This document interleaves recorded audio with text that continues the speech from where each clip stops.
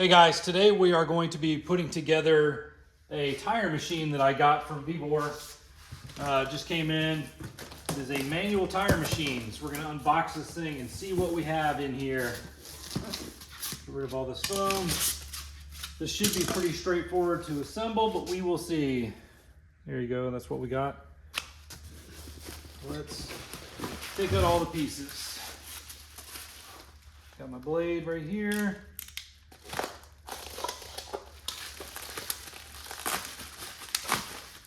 Looks like these are the arms that are going to go on it. Hold your tire. Let's take those out real quick. Get all this bubble wrap off of it. There we go. Get rid of that.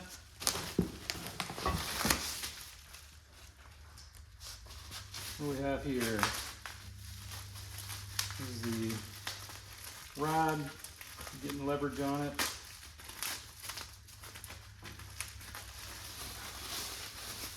Okay, got that piece done. Now let's get the main assembly out of here. There we go. Stand this bad boy up. Hopefully this all slides off. Looks like it.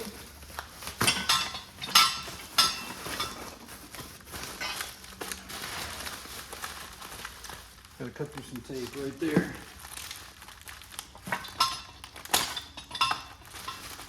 Hardware. Okay, hardware.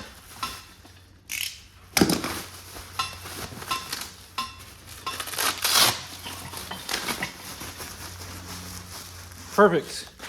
All right, let's get all this sorted out and we'll see what we have. Well, this looks like a lot of fun.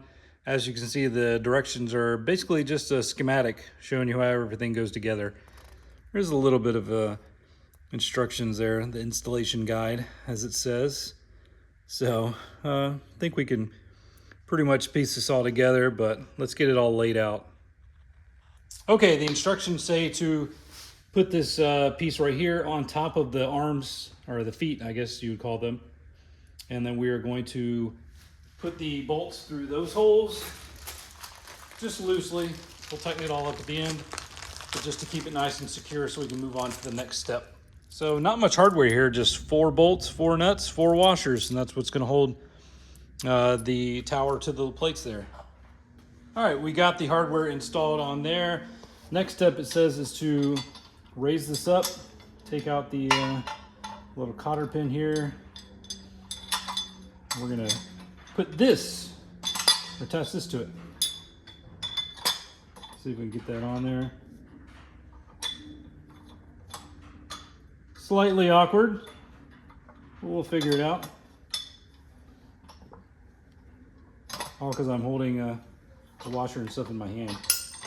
All right, we'll use 2 hands. Okay, line those up. And once we get that in there, perfect. Let's get the washer on here.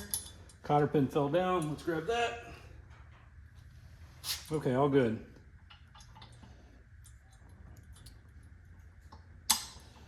Perfect. All right, moving on. Let's see what's next. All right, so let's talk about how you use this thing.